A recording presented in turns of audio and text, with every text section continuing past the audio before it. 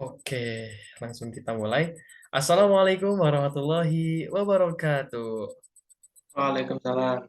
Selamat malam untuk teman-teman pendengar semuanya, karena kita tag-nya malam ya teman-teman. Jadi selamat datang di podcast Ngendika, mengobrol inspirasi bareng Noval Mahadika. Oke, sebelumnya dari Agi sendiri ya selaku tamu pada malam hari ini, tahu arti Ngendika nggak nih, Agi? Belum tahu detailnya. Oke, Ngendika dalam bahasa Jawa nih, nggak tahu ya, belum tahu ya. Oh, kalau dari bahasa Jawa tahu. Kalau dari Ya, bahasa artinya apa tuh, Agi? Ngendika, Ngendiko ya, maksudnya. Ya, betul. Ngendiko. Apa tuh? Meskipun bahasa Jawa aku gak terlalu bagus ya, cuman setahu aku Ngendiko itu kurang lebih kayak saling-saling bercerita gitu lah. Ngendiko. Bener, bener banget. Jadi ini salah satu program dari Forcilling FWUB untuk bercerita ataupun sharing diskusi kepada orang-orang yang ahli di bidangnya dan harapannya ini ajang silaturahmi antar lembaga di KM FWUB seperti itu. Itu ya mungkin teman-teman yang belum tahu. Oke, langsung aja. Pada malam hari ini kita kedatangan tamu spesial yang luar biasa tentunya, yaitu dari Agi Agassi. Selamat malam, Gi. Malam Dika. Halo, sehat Agi? Alhamdulillah sehat untuk hari ini. Ya, meskipun Alhamdulillah. sebenarnya nggak tulis sehat ya, agak sariawan sepertinya. Oke, agak sariawan ya. Oke, thank you ya udah menyempatkan buat ngobrol citat sedikit-sedikit ya buat malam hari ini. Thank you. Oke, sebelumnya dari Agi sendiri ini untuk perkenalan singkat ya mungkin dari aku sebelum perkenalan sendiri. Ini adalah salah satu ketua di FEBUB, Ketua UKM BEC ya, ataupun Brawijaya Economic Choir. Nah, mungkin BEC itu apa? Mungkin ada yang baru pernah dengar, nanti mungkin bisa sharing-sharing ya. Mungkin langsung aja nih dari Agi bisa perkenalan diri, mulai dari nama, asal daerah, kemudian prodinya dari apa, dan mungkin kesibukan terakhir apa nih ya sebelum ke lembaganya nih. Silakan, bisa kenalan dulu. Silakan, Gi. Oke, thank you Dika untuk waktunya. Halo teman-teman semua pendengar. Perkenalkan, namaku Agi Agassi Cesario. Aku biasa dipanggil Agi sama teman-teman. Kemudian untuk asal daerah, aku asli dari Kota Blitar.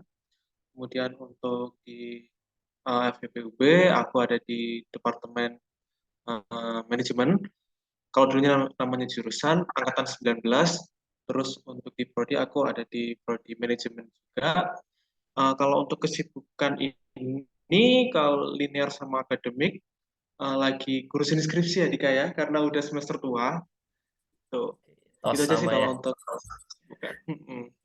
Oke, ini sama-sama mahasiswa semester tua ya, yang mana dinamikanya ini ditanyain skripsinya sampai mana, ini kadang-kadang ngeselin gitu ya, tapi kita nikmati bersama ya, semoga kita bisa lulus tepat waktu. Amin.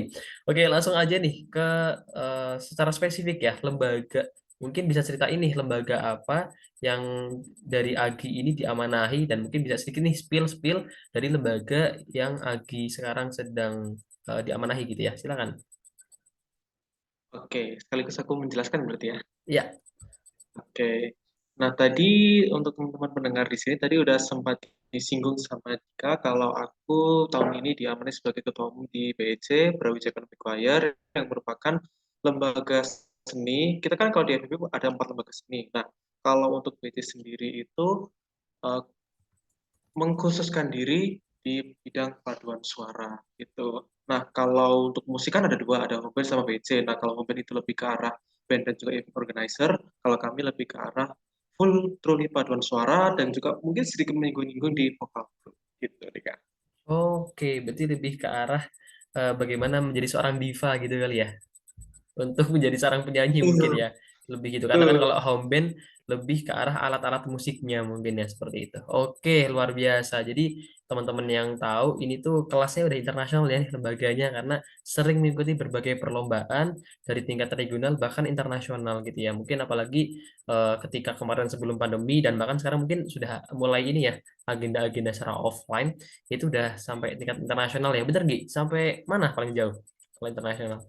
Kalau internasional yang sudah terlaksana ya itu terakhir kita ke Malaysia. Habis berapa tuh kalau boleh tahu? Atau dapat berapa? Atau gimana tuh biayanya? Kalau habis pasti banyak lah ya. langsung kusebutkan boleh? Boleh, boleh. Kisaran aja ya. Ya, Nah, kalau boleh. kisaran aja untuk Malaysia itu range per orang per singer ada di sekitar 7 sampai 14 juta. Mantap. Ini pasti juga perlu usaha juga ya untuk mengumpulkan dana ke sana dan pastinya pengalaman dan prestasi yang dibawa BEC ini juga udah mengenyak banget ya prestasinya buat KMFUB ini luar biasa. Oke, thank you. Nanti bisa sharing-sharing lebih lanjut ya mengenai BEC. Kemudian mungkin bisa sharing sedikit nggak sih apa sih tugas ataupun tupoksi dari BEC sendiri? Karena kan tadi secara umum ya, mungkin secara spesifik nih bisa ceritain BEC ini lembaga yang mewadahi yang seperti apa sih buat KMFUB? Siapa tahu ada yang besok mau daftar nih di semester depan itu gimana nih? Oke, kalau untuk tupoksi serta tugas ya perannya IBC di lingkup FEB, terutama kalau kita menjurus ke kemahasiswaan ya. Nah, kalau di BC sendiri, karena kita lembaga seni, ada tuntutan tersendiri untuk meraih prestasi. Nah, kebetulan dibandingkan lembaga-lembaga lain, kami itu lebih sedikit, maksudnya kontribusinya. Contoh kalau semisal edisi, kemudian LSME, dalam satu periode itu mungkin mereka bisa ikut lebih dari 5 atau 9, 10, 12 event. Nah, kalau BC sendiri, untuk satu aja sebenarnya itu udah sangat susah sekali. Soalnya kan kita sekali berangkat bukan hanya 2 orang, 3 orang, 5 orang, tapi langsung 35 orang, langsung 40 orang. Nah, untuk penjurinya sendiri, sejauh pengalamannya BC sendiri, pasti itu eh, jarang banget kita itu menemui juri asalnya orang Indonesia. Biasanya luar negeri, kalau nggak Filipina, Singapura, bahkan ada yang langsung dari Amerika Serikat, ada bahkan dari Italia. Biasanya sering-sering itu juri Eropa gitu. Itu sih. Nah, untuk tugasnya yaitu menambah prestasinya FEBUB sama juga ke kampus gitu. Oke, Masya Allah luar biasa. Jadi lebih ke arah bagaimana BC ini mewadahi teman-teman yang suka nyanyi, mungkin yang suka nyanyi di kamar mandi gitu ya, daripada nyanyi di kamar mandi, mending disalurin ya di BEC ini. Siapa tahu bisa berprestasi, ya nggak Gi? Oke. Betul dong. Oke, menarik banget ya tadi terkait juri-jurinya ternyata udah tingkat internasional. Kemudian juga tadi lumayan kosnya juga cukup lumayan gitu ya. Pengen tahu sih mungkin di dunia ini ya, dunia padus ya, kalau kita dengar ataupun choir ya bahasa kerennya, itu kan ada nih perbedaan antara sopran, alto, tenor, bass itu ya. Mungkin teman-teman pernah dengar ya perbedaan itu. Mungkin bisa dijelasin apa sih bedanya Gi, dari perbedaan suara-suara itu. Terus mungkin kira-kira aku suara apa nih? Kalau misalkan dibagi masuk nggak atau nggak masuk nih? Gue lagi. Oke. Kalau untuk sopran alto tenor bass ya. Nah, kalau bahasa Indonesia kan sopran SATB ya kalau kita biasanya singkatnya itu kan warna suara. Kalau bahasa kerennya ya bahasa musik itu timbre. Nah, Wah, timbre apa lagi? timbre itu sederhananya kalau warna suara kita asli yang diciptakan sama Yang Maha Kuasa ya. Jadi kita nggak bisa mengubah secara paksa. Udah apa namanya? Ya emang harus kita syukuri karena kadang kan ada Dika atau teman-teman pendengar di sini kalau ada suara laki-laki aja ya, kalau kita sekarang Ya. konteksnya ada suara laki-laki yang kayak tinggi gitu kayak mirip-mirip suara perempuan. Nah, Hmm. itu kan dia kalau dipaksakan main nada-nada bawah, register bawah, pasti kan susah. Nah, itu makanya ada pecahan suara-suara ini sopran, alto, dan bass. Nah, kalau di musik kan, kalau kita bareng-bareng lihat di piano kan ada yang paling kiri rendah, kemudian menuju ke kanan paling tinggi. Nah, sebenarnya Oh. mirip sama kalau sopran, alto, tenor, bass pembagiannya sesuai sama warna suaranya kita. Nah, kalau sopran itu kalau dikontekskan ke penyanyi ya, penyanyi real Mm-mm. yang kita kenal itu Isyana Saraswati. Nah, itu Oh, itu sopran. itu sopran, sopran banget. Kalau alto itu bisa Yura Yunita. Nah, kalau tenor, Tulus itu sebenarnya tenor, cuman suaranya dia itu cenderung agak ke bawah. Nah, kalau sebenarnya SATB kan ini yang paling universal. Sebenarnya ada yang di bawahnya lagi, antara tenor sama bass itu ada bariton. Nah, gitu. Hmm. Cuma kalau di sini, Tulus itu bisa masuk ke tenor. Kalau bass itu ya suara-suara, biasanya kalau paling sederhana sih gitu, suara-suaranya orang kulit hitam. Nah, itu Hmm. rendah-rendah. Nah, ya nggak semuanya sih, cuman Bukan yang itu, setahu aku Judika, Judika, Judika. Judika itu Bukan bass tenor, ya? Oh, bukan tenor. bass. Kukira Eh, yang suaranya berat itu suaranya ngebass gitu ya. Jackson gitu. Enggak ya? nah, Bukan ya? ya, yang berat, yang rendah gitu. Cuma kadang-kadang kalau dari aku ya, belum tentu suara berat itu jadi bass gitu. Kadang-kadang ada Oh suara gitu. berat, contoh kayak aku aja ini kan, kalau aku ngomong gini sebenarnya suaraku bass, cuman waktu nyanyi itu aku nggak bisa ambil bass, bisanya ke tenor gitu. Hmm. Asli. Berarti sebenarnya kalau sopran, alto, tenor, dan bass itu tuh perbedaannya misalkan apakah dari tadi ya tingkat nada dan suara kelengkingannya gitu. Misalnya untuk orang umum ya, karena kan untuk orang awam juga aku juga belum tahu nih. Ini dari apa ya? Misalkan apakah do re mi fa sol la si do terus nafasnya yang dinilai atau dari suaranya itu ada cengkokannya gitu apa gimana gitu? Pembaginya itu gimana sih? Oke, kalau untuk pembagian ya timbre, nah semisal do re mi fa sol la si do, re mi fa sol la si do kita ambil dua oktav gitu, do re mi fa sol la si do, re mi fa sol la si do naik. Nah, kalau sopran itu do re mi fa sol la si do yang awal dia nggak bisa ambil karena terlalu rendah. Terus do re mi fa sol yang kedua itu juga dia susah ngambilnya, kayak udah ketekan banget suaranya kayak hah gitu. Nah, bisa dia ngambil la si do re mi sampai tinggi gitu. Nah, itu sopran. Nah, kalau alto tadi kan kalau sopran sol la si do yang kedua. Nah, kalau alto itu sol fa mi re do yang kedua. Nah, mengikuti terus dari tenor mulai yang bawah sampai pas tadi yang ilustrasikan ke paling bawah tadi yang pertama do re mi fa sol la si do yang pertama itu. Itu sih sederhananya. Oh, gitu. Berarti dari berdasarkan tangga nada lagu gitu ya, untuk menentukannya. Dan sebenarnya kalau misalkan boleh tahu, kita bisa nggak sih kayak sebenarnya kecil nih, masa kecilnya sopran, besarnya alto, terus mungkin waktu mbah-mbah atau mungkin udah dewasa itu tenor gitu, bisa nggak sih berubah-ubah gitu atau udah fix gitu? Tentu kalau itu pasti ada perubahan karena eh, apa namanya seiring waktu kan kalau ada jakun kemudian aktivitasnya kita keseharian lah. Nah, betul. Contoh yang paling kalau laki-laki ya kalau ngerokok itu biasanya suaranya lama-lama bakal turun turun turun. Jadi ngebas gitu. Betul, yang ngebas gitu. Oke.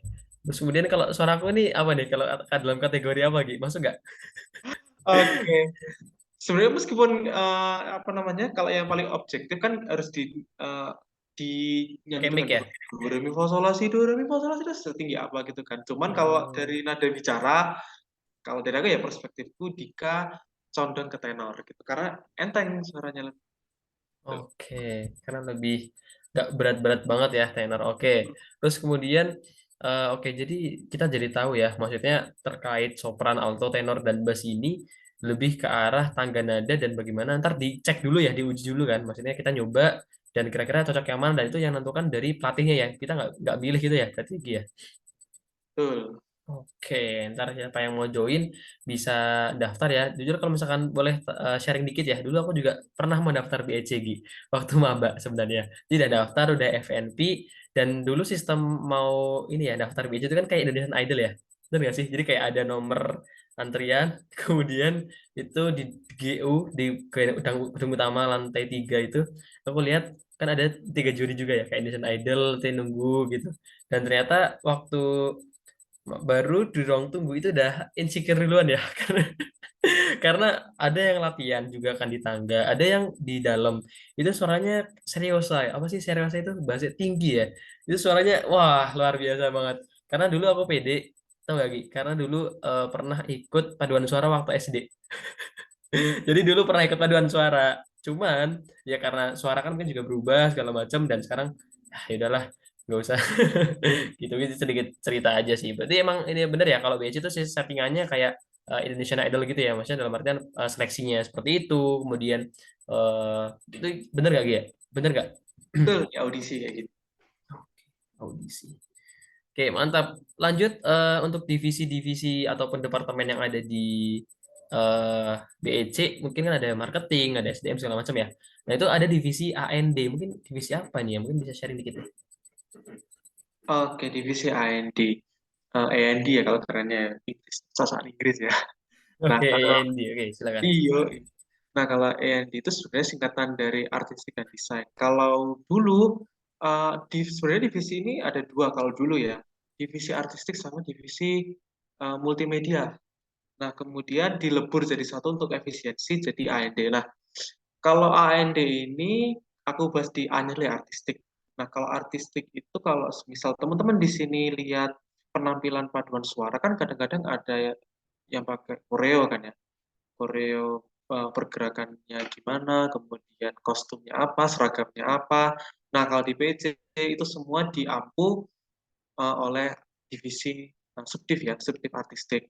Nah, kalau desain itu dia lebih ke arah brandingnya BC. Contoh kalau misal lihat di Instagramnya BC, kemudian di YouTube, sosial media BC lainnya. Nah, kemudian untuk misal ada studi banding untuk perihal desain slide-nya, nah itu semua dari divisi desain. Oke, berarti A&D ini singkatan akronim gitu ya, biar keren. Ya. Oke, thank you. Agi itu untuk lebih lanjut bisa dikepoin ya di IG-nya BEC ya. BEC official ya, BEC FEUB ya nanti bisa di apa IG-nya? Gi? BC_official. Oke, ntar bisa dikepoin ya buat divisi-divisinya apa aja. Apalagi sekarang mau penentuan ketua umum yang baru ya, kalau nggak salah ya. Jadi, bener ya? Sudah, Oh, sudah sudah. itu, sudah.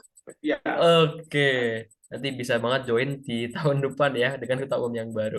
Oke, langsung aja. Untuk selanjutnya kita akan masuk sesi mitos atau fakta. Oke, di sini untuk sesi ini teman-teman bisa melihat dan juga mendengarkan isu-isu tentang BEC ataupun tentang paduan suara gitu ya. Dan ini benar nggak sih mitos atau fakta? Nanti bisa dijawab mitos atau fakta ya, Hagi ya. Oke, siap ya. Oke, langsung yang pertama. Apakah join BEC itu harus jago nyanyi? Mitos atau fakta? mitos. Oh iya, kok bisa jelasin dikit? Oke, sebenarnya gini, kalau untuk langsung real case-nya ya, dulu kakak tingkatku itu juga nggak jago-jago nyanyi. Cuman dulu aku diceritain kalau menurut pelatih itu dia punya potensi. Nah, kayak misal dia tuh waktu JNBC dia nggak tahu apa itu nada-nada, nggak tahu apa itu teknik koral, teknik paduan suara ya, itu yang biasa jadi itu. Kemudian nggak tahu apa namanya penempatan placement suara. Nah, itu dia benar-benar nol. Tapi kemudian waktu join PEC dilatih, alhasil dia salah satu terbaik lah dari PEC, selalu jadi andalan gitu. Mantap, keren-keren. Jadi teman-teman yang masih insecure ataupun masih malu-malu bisa daftar aja ya. Yang penting punya niat, siapa tahu punya potensi yang dilihat dari pelatih ya Gia. Oke, lanjut. Pertanyaan yang kedua.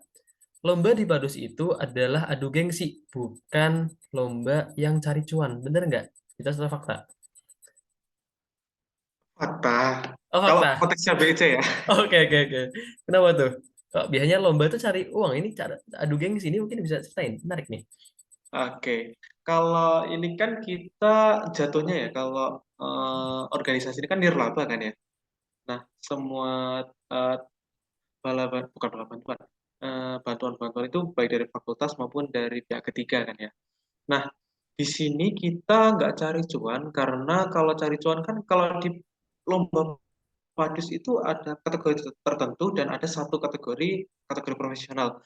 Nah, itu kalau jujur ya, kalau untuk BC maupun aku yakin paduan suara satu UB itu kalau ikut kategori itu susahnya setengah mati karena emang kita ibaratnya gini, kita tuh mahasiswa berhadapan sama para pelatih gitu. Satu paduan suara berhadapan sama pelatih.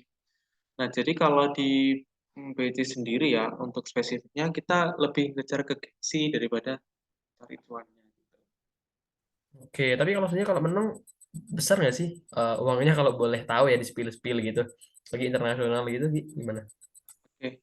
Eh, nggak semua penyelenggara itu ada uang kemenangan ya, ada Oh iya, ya nggak real? semuanya, ya nggak Wow. semuanya. Berarti Kalau cuman medali gitu aja. betul cuman Wow. medali gitu dan juga sertif ya. Gitu. Kalau boleh aku spill itu penyelenggara beda ya. Cuman kalau kemarin kita survei-survei itu kalau bisa dipukul rata satu kalau kita menang ya gold medal itu bisa dapat sekitar 2000 US dollar.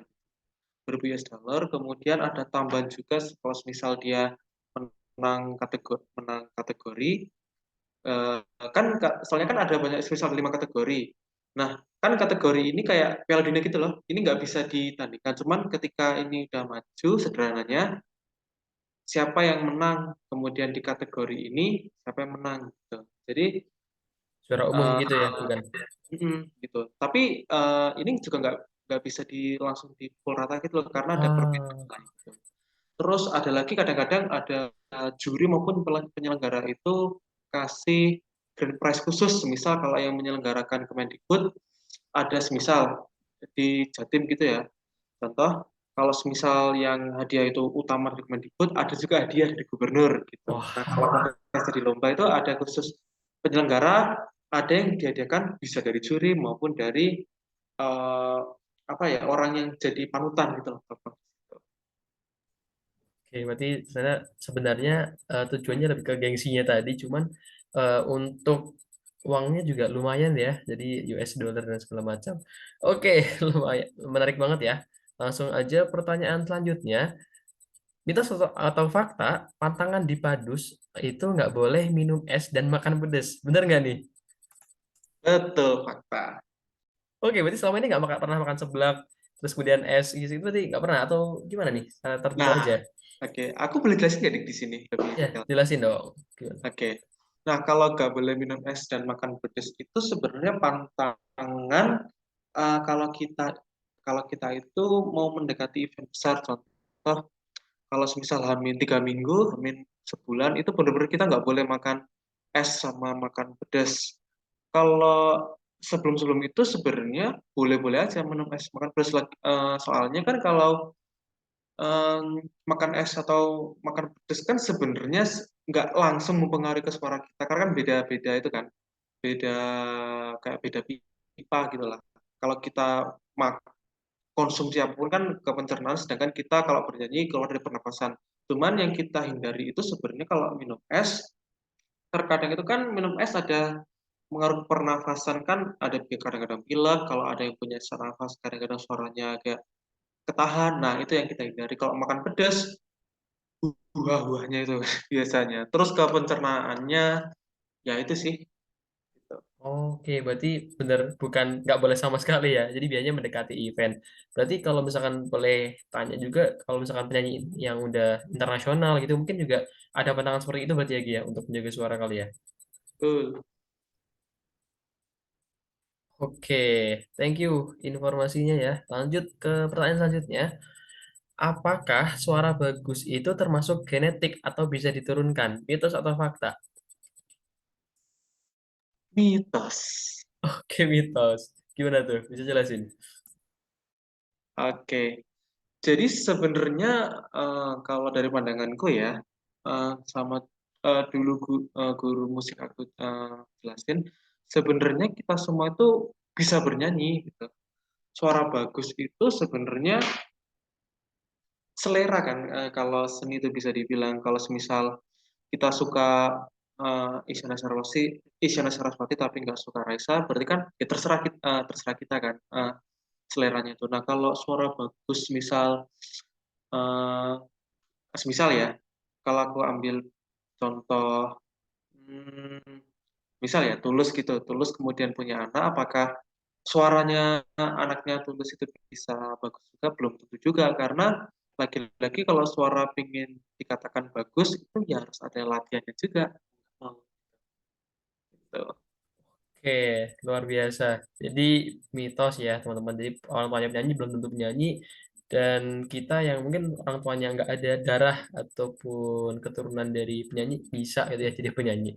Oke, mungkin untuk mitos atau fakta yang terakhir adalah suara masa kecil dan dewasa kita itu bisa berubah dan itu mengaruhi dari pita suara kita. Mitos atau fakta? Fakta. Oke, mungkin karena apa? Bisa sedikit terkait pita suara dikit. Oke. Kalau untuk pita suara, sebenarnya kan kita semakin dewasa, ada masa puber juga, pasti kan suara kita memberat. Kadang juga ada yang suaranya berubah jadi lebih tinggi, cuman nggak tahu ya ini bener fakta atau enggak, aku cuma denger-denger aja suaranya makin tinggi. Tapi yang pasti ada perubahan. Kalau dulu misal kita bisa ambil nada tinggi contoh ya sampai C6 gitu, ketika sudah kuliah gini tiba-tiba turun langsung maksimal kita cuma bisa di C4. Itu udah pasti Pak. Oke, fakta ya teman-teman. Oke, thank you ya untuk sesi mitos dan fakta sudah berakhir. Langsung nih mungkin menuju sesi akhir nih ya teman-teman. Mungkin dari Agi sendiri, ada nggak sih tips and trick buat teman-teman semuanya nih, buat melatih suara atau menjaga suara ini biar selalu stay on the track atau bisa ada terus gitu ya. Itu gimana nih? Apakah nggak boleh minum es atau minum esnya dijaga? Atau gimana nih biar nggak serak gitu ya, serak-serak bahasa itu mungkin bisa gimana nih ceritain. Oke, kalau ini konteksnya ke nyanyi paduan suara atau nyanyi secara umum? Konteksnya mungkin dari spesifik kamu aja kali ya yang pernah kamu alamin. Oke, kalau aku bagi dua case kalau gitu, paduan suara sama nyanyi pop biasa ya. Nah, kalau untuk menjaga suara bagus itu sebenarnya at the end seorang penyanyi musisi itu kan pasti mengandalkan telinganya. Nah, kita itu kalau mau dikatakan suara bagus itu selain dari tekniknya, kita harus tembak nadanya pas. Nah, itu kita harus dengerin musik terus memang mau nggak mau gitu. Nah, kalau untuk menjaga suara untuk jaga suara biar kayak nggak serak, kalau di penyanyi paduan suara itu kita itu menghindari namanya getaran yang ada di tenggorokan. Terus nafasnya stabil diafragma. Nah, kalau sampai tenggorokan ini getar banget, kalau aku nyebutnya getar ya, berarti kita pressure-nya di sini semua. Wah, itu pasti udah tekniknya salah. Ketika kita dengar di sisi audiens itu udah pasti fals. Nah, kalau untuk penyanyi pop, serak itu sebenarnya bisa dijadikan warna suara. Contoh kayak cakrakan kan serak-serak bahasa kan ya. Nah, itu emang jadi ciri Iya, iya. khasnya dia. Ku Nah, berlari kau terdiam itu ya lagunya. nah, nah kalau untuk pria konsumsi ya, untuk minum es itu ada baiknya kalau seorang penyanyi itu dikurangi, apalagi kalau teman-teman penonton di sini, pendengar di sini ada yang profesional juga, ada yang udah punya jam terbang, pasti dikurangi kan ya untuk minum es, mulai gaya hidup sehat kayak minum air putih biasalah gitu, yang suhu ruangan. Itu sih kalau untuk menjaga suara, melatih suara. Oh ya, tambahan juga. Kalau untuk di konteks paduan suara, sebenarnya kita orang Asia itu nggak terbiasa sama teknik paduan suara. Soalnya teknik paduan suara kan emang asalnya dari Barat kan ya. Apalagi teknik-tekniknya itu populer di mula Italia, ada yang juga pakai teknik Afrikan gitu, musik-musik jazz blues gitu.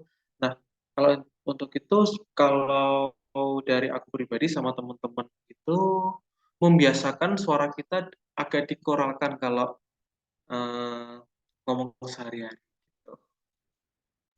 Oke, luar biasa tips and triknya ya untuk jadi penyanyi profesional dari tingkat padus ataupun penyanyi yang biasa biasa ataupun yang profesional ya maksudnya ya luar biasa. Thank you sarannya Gi untuk tips and triknya. Mungkin terakhir nih pertanyaan pamungkas.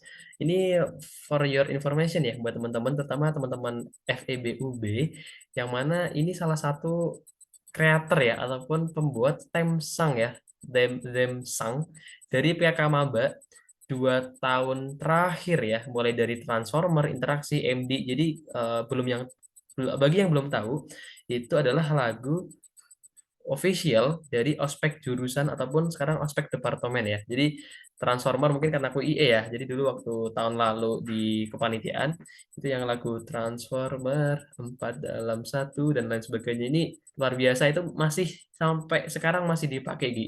Terus kemudian mungkin Interaksi dan MD juga masih memakai lagu yang dibuat sama Agi nih ya. Mungkin yang pertama pertanyaannya ini harganya kalau nggak salah ada 6 juta ya kalau nggak salah. Berapa harganya? Bener nggak aslinya nih ya kalau di PKH, Mbak? Oke, sebelumnya thank you buat apresiasi, thank you banget Dika untuk apa namanya percaya aku untuk jadi komposernya untuk terutama di Transformer ya kalau Dika kemarin itu. Nah kalau untuk harga asli, yes sebenarnya sekitar 6 juta bahkan bisa lebih gitu.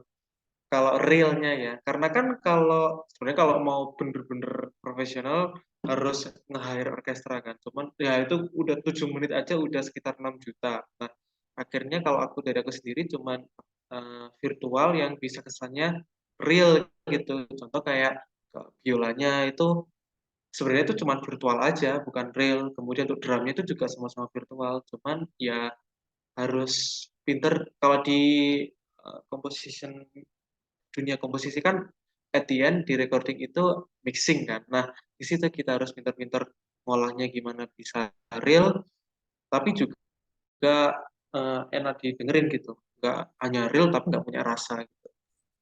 Bener banget. Dan kemarin waktu proses pembuatan kan juga ini ya, konsultasi dari lirik-liriknya gitu ya. Jadi kemarin tuh liriknya dalam banget, kemudian terngiang-ngiang gitu ya. Jadi kayak cuman satu kali dua kali dengar itu udah terngiang-ngiang, bahkan sampai sekarang pun masih terngiang gitu ya. Jadi nadanya, liriknya, jadi punya makna yang luar biasa. Kalau boleh tahu prosesnya berapa lama sih dari awal sampai jadi? Itu berapa lama sih prosesnya? Oke, kalau aku boleh spill ya untuk PKK Maba, transfer, interaksi sama MD. Kalau aku pukul rata sebenarnya jujur itu kurang dari 1 hari semua. Dari pembuatan Oh, SKS. melodi sama SKS, melodi sama lirik itu di di bawah 1 hari semua. Cuman emang yang lama itu buat aransemennya, nambah instrumen ini pas atau enggak, kemudian nyocokkan sama penyanyi pas atau enggak itu. Oke, luar biasa. Nanti ini teman-teman yang mau kepo-kepo tentang TKK Maba kemarin di Alteration ya. Kemarin juga yang buat dari Agi sendiri, terus Transformer, MD, Interaksi. Ini juga untuk yang tahun ini juga buat Gi? Atau udah beda komposer nih? Gimana, Dik? Untuk yang tahun ini. Oh, kalau untuk tahun ini udah angkatan 20. Oke, jadi ini teman-teman ya yang mau dengar ini kayaknya kalau dari aspek departemen ataupun aspek jurusan tuh baru pertama kali ya di tahun lalu punya theme song ya pertama kali dan ini dibuat oleh salah satunya dari Agi ya salah satu direkturnya. Wah luar biasa. Thank you ya Gi. Semoga bisa menjadi kenang-kenangan terindah ya untuk meninggalkan di FEB. Oke, kelas Thank you banget. kelas. Oke, mungkin terakhir terima kasih ya buat Agi yang telah menyempatkan waktu di hari ini. Semoga teman-teman bisa ngambil banyak hikmah, pelajaran, dan manfaat dari diskusi ataupun podcast pada kali ini. Dan pastinya semoga Agi juga sukses terus ya, lancar kuliahnya. Semoga bisa lulus bareng ya, Agi ya. Dan pastinya bisa meninggalkan kesan baik di FEUB. Amin, amin, ya rabbal alamin. Mungkin itu aja untuk kali ini. Mohon maaf apabila ada salah kata dan perbuatan. Untuk konten Ngendika sesi kedua telah selesai. Terima kasih atas perhatiannya. Tunggu di next episode selanjutnya. Tulis ya, mau undang lembaga mana lagi nih untuk kita kepoin. Terima kasih. Wassalamualaikum warahmatullahi wabarakatuh.